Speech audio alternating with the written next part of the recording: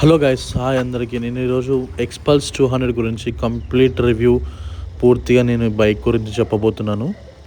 చాలా డేస్ తర్వాతనైతే ఈ long video చేయడం ఇదే ఫస్ట్ టైం అనమాట. సో ఫస్ట్ అయితే మనం ఈ బైక్ గురించి మొత్తం తెలుసుకొని ఎక్స్పీరియన్స్ అయ్యి దాని తర్వాత మీకు అందరికీ చెప్పమని చెప్పేసి అయితే లేట్ చేశాను అనమాట వీడియో అప్లోడ్ చేయడానికి. సో ఈరోజు మీకైతే డీటెయిల్గా చెప్పబోతున్నాను బైక్ గురించి, ఎలా ఉంది, ఎక్స్పీరియన్స్ ఏంటి అనేది. సో ఇందాకలో నేను ఎక్కించాను, చూసారు కదా పైకి బైక్ని. అప్పుడైతే మనకి పూర్తిగా సస్పెన్స్ అనేది చాలా అడ్జస్టబుల్ అవుతుంది అనమాట. మనం ఇట్లా ట్రావెలింగ్ చేసేటప్పుడు, ఆఫ్ రోడ్ వెళ్ళేటప్పుడు, హిల్స్ ఎక్కేటప్పుడు ఇంకా. సో దానివల్ల మనకి ఏంటంటే అప్ అండ్ డౌన్ అవుతూ ఉంటుంది. సో బైక్కి మనకి ఏం ప్రాబ్లం అయితే అనిపించదు మనకి ఎంత డ్రైవ్ చేస్తున్నా కూడా.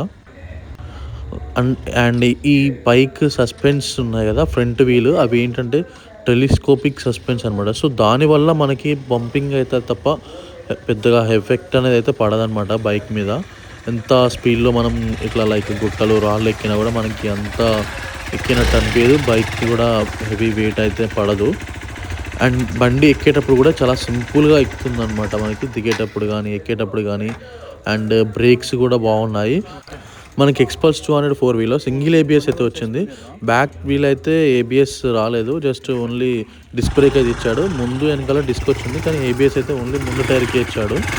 ఎందుకంటే ఇది of road, complete of road vehicle కాబట్టి అలా వచ్చిందనమాట. సో ఈ వెహికల్ ఏంటంటే పూర్తిగా ఆఫ్ రోడ్కి వెళ్ళాలనుకునే వాళ్ళు మాత్రమే తీసుకోండి 200. లేదు ఆఫ్ రోడ్ కూడా వెళ్ళాలి అనుకునే వాళ్ళు 210 అయితే తీసుకోండి. కానీ 210 తీసుకుంటే ముందు ఏంటంటే మనం కొంచెం హైట్ ఎక్కువ ఉండాలి.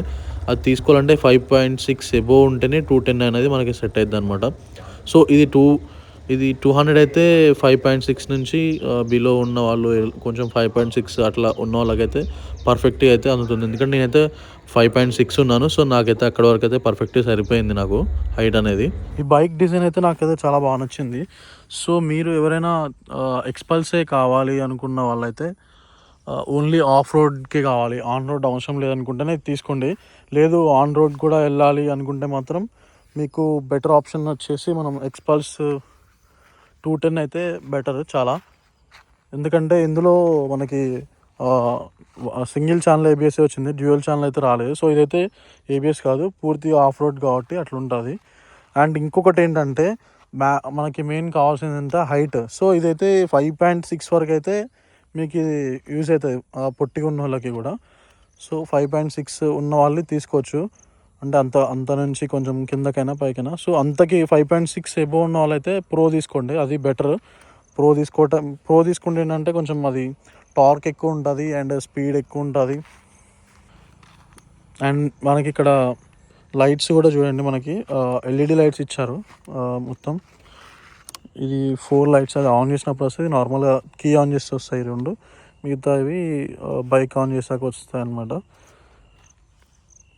ఇంకా మనకి బైక్ డిజైన్ వచ్చేసి పూర్తిగా ఫైబర్తో ఇచ్చారనమాట. సో దానివల్ల ఏంటంటే ఫైబర్ ఉండడం వల్ల వెయిట్ అనేది చాలా తక్కువ ఉంటుంది బైక్. ఇది అయితే టెలిస్కోపిక్ అనమాట ఇది సస్పెన్షన్ అయితే. సో చాలా లాంగ్ ఉంటుంది. సో ఇంత లాంగ్ ఉండడం వల్ల మనకైతే ఏం కాదు, జనరల్గా గుంతలు వచ్చిన పెద్ద పెద్ద ఏమున్నా కూడా. అండ్ ఇక్కడ అయితే మనకి ఏబిఎస్ ఇచ్చారు, సింగిల్ ఛానల్ ఏబిఎస్, ఇది జస్ట్ సింగిల్ ఛానల్ ఉండదు. అండ్ ఇక్కడ మనకి ఇది ఉంది కదా, ఇది ఎయిర్ కూలింగ్ అనమాట, ఆయిల్ కూలింగ్ కాదు, ఇది వచ్చేసి ఎయిర్ కూలింగ్. సో దీనివల్ల మనకి ఎక్కువ మెయింటెనెన్స్ ఏమి ఉండదు అంతగానం. అండ్ మనకి ఇండికేటర్స్ వచ్చేసి ఇండికేటర్స్ ఇచ్చారు కదా, ఇవి 1 మినిట్.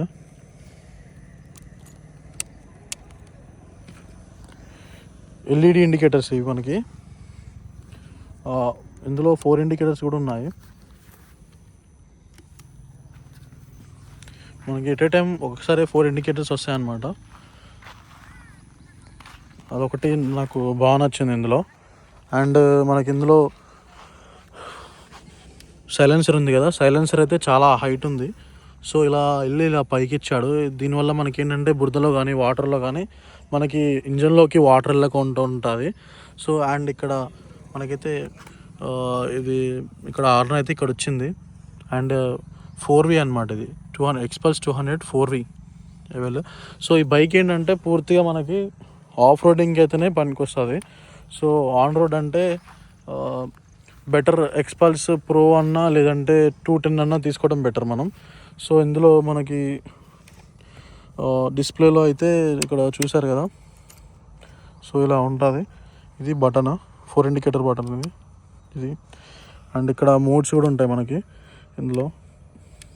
బ్లూటూత్ కూడా మనం పేర్ చేసుకోవచ్చు. అండ్ ఇక్కడ ఎంత వస్తుంది యావరేజ్, ఇది ఆఫ్ రోడ్ ఆన్ రోడ్ ఇది కూడా మనం ఇక్కడ పెట్టుకోవచ్చు. ఆన్ రోడ్ అయితే ఆన్ రోడ్, ఆఫ్ రోడ్ అయితే ఆఫ్ రోడ్, ర్యాలీ ఇక్కడ మనం సెలెక్ట్ చేసుకోవచ్చు అనమాట, ఏది కావాలన్నా కూడా. సో చేంజ్ అవుతూ ఉంటుంది దీంతో.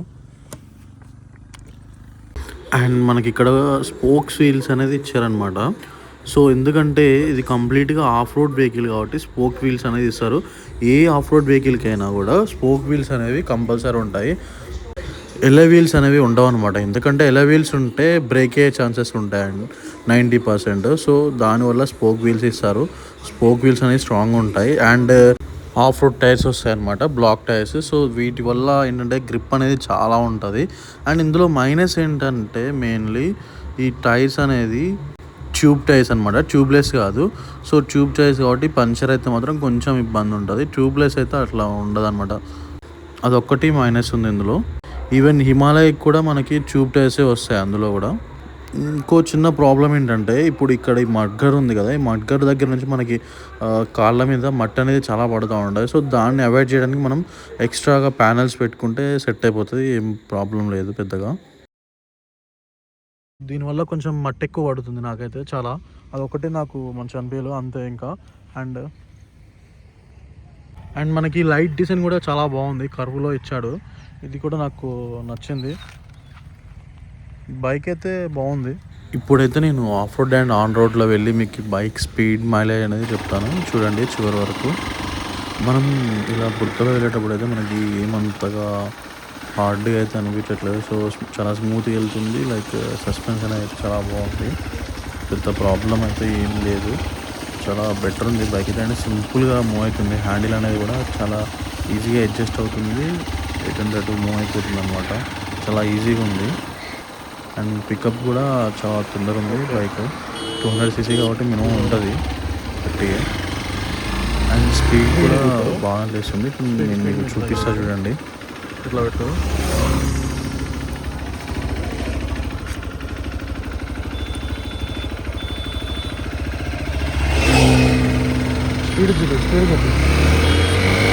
ఫస్ట్ గేర్లో అయితే మనకి 27 లేసింది, సెకండ్ గేర్లో మనకి 55 వరకు అయితే లేసేసింది. ఇప్పుడు థర్డ్ గేర్ 75, ఫోర్త్ గేర్లో అయితే 85 వరకు వచ్చింది. అండ్ ఫిఫ్త్ గేర్ ఫైనల్గా. దీనికి ఓన్లీ 5 గేర్స్ మాత్రమే ఉంటాయి, 5 గేర్ ట్రాన్స్మిషన్ అనమాట ఇది. మనకి ఫిఫ్త్ గేర్లో మినిమం 130 వరకు అయితే వెళ్తుంది లాంగ్ ఉంటే. నేనైతే ఒక 100 వరకు లేపి ఆపేసామన్నమాట. సో అక్కడికే మాది విలేజ్ వచ్చేసింది, ఫైనల్ అయిపోయిందని చెప్పేసి. సో మీకైతే 130 వరకు ఈజీగా లేస్తుంది మనకి సెకండ్ సర్వీస్లో. ఫస్ట్ సర్వీస్లో అయితే ఒక 100 వరకే వస్తుంది, మీరేం కంగారు పడకండి. ఇంకా ఫైనల్గా చెప్పేది ఏంటంటే హైట్ తక్కువ ఉన్న వాళ్ళు, ఆఫ్ రోడింగ్కి వెళ్ళాలనుకున్న వాళ్ళకి ఈ బైక్ అయితే పర్ఫెక్ట్.